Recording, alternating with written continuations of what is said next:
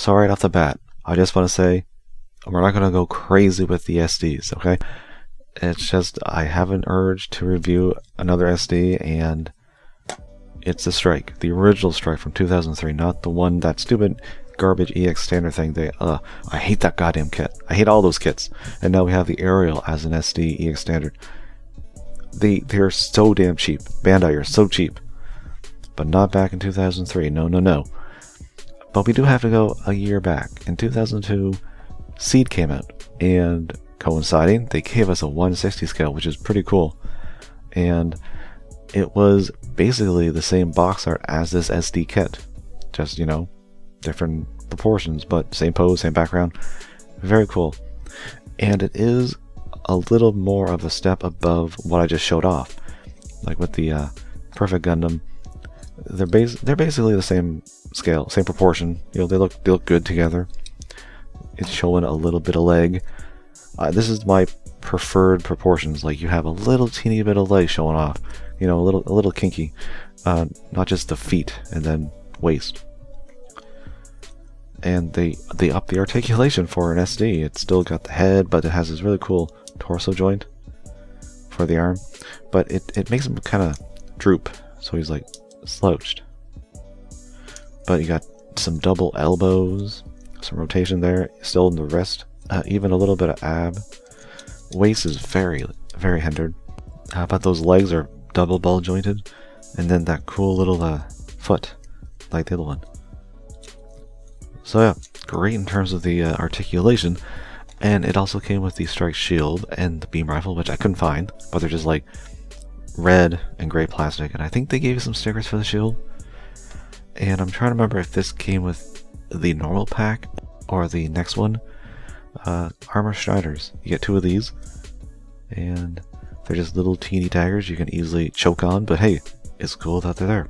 And just for an SD, once again, an SD of the time, 2003, little teeny dagger, very nice. And the Strike here, very cheap, 500 yen. So probably translates to like $7. And I think that's a great price. But then in the same year, Bandai took that 160 Strike and made the, what is it called, the Perfect Weapon System Strike. So you get the Ale Pack, Sword Pack, Launcher Pack. And then in 2004, they took this guy and they did the same thing. So you've got an SD Strike with the Ale Pack, Sword Pack, and Launcher Packs. Okay, that one is missing. It should have a little articulate arm piece that can rotate. I don't know where it is, because I don't use this, because since you have all these, you can do the Perfect Weapon System SD Strike. But we'll start with the Ale Pack. It was most known for the Ale Pack. Just goes into that nice little poly cap, and it's really good. Stickers on the wings, the other ones, exactly like the high grade. This thing is basically like a mini high grade Ale Pack. I'm rather impressed. Even more so, you can put actual beam effects into the beam sabers. And I'm pretty sure this is a very unique feature for the time. So if you have a 1/144, this is a 1/100. His wrists are a little loose. He's old. You know, he getting problems in the joints. You can't help him. So Ale Pack, pretty great. And I want to mention this kit, the Perfect Weapon System Strike, is 1,000 yen. So like $10–12. Now we can look at my second favorite, the Sword Pack. Simple one piece of plastic, does the job. You've got the shield anchor, which you can pull off. I don't think it came with like a wire, but you can make it look like it shot off. And you got the shoulder armor. I'm surprised it doesn't actually have to rip off the existing shoulder armor to get it on. And you can't beat the Sword Strike without the actual anti-ship sword. It would have been nice if there had been an effect part to go in here, but you gotta paint it. Oh, and the little part, it's loose. Once again, it's an old kit, so you gotta be kind of careful. I love the fact that you can actually take the bottom off though, so it goes right through the hand and you don't have to have some weird empty space on the bottom. And then you can just take that off and it goes right onto the back for storage. And I think that alone is pretty cool. But they did do a little bit extra with the sword pack, like the hinge here can move, so you don't have to worry about the shield piece getting in the way. And it actually has a detachable beam boomerang with, not an effect part, but it's cool that it can actually have a beam-like accessory. So I think the sword pack is very good. And you know what, the more I think of it, it might be my favorite. I mean, I really like how accurate the ale pack is compared to the high grade, but I think they did quite a bit with the sword pack to make it unique. So I can't really fault it. It's definitely a great pack. Now, my least favorite by far would have to be the launcher strike.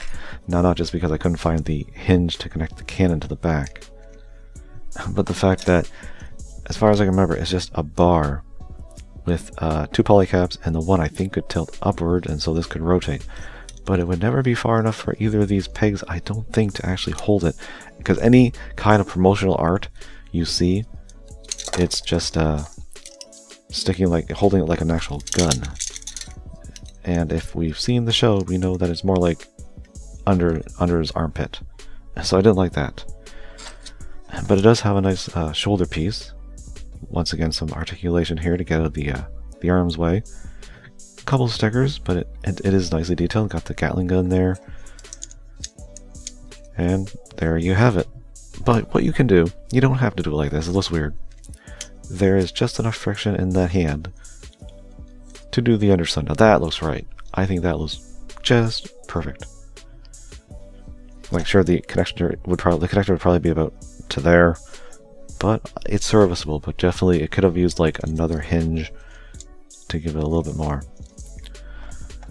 But we're not going to need that to make our what is the perfect strike. Like I said, it is before the perfect strike had its name. It wasn't a thing, so there's no extra backpack battery piece.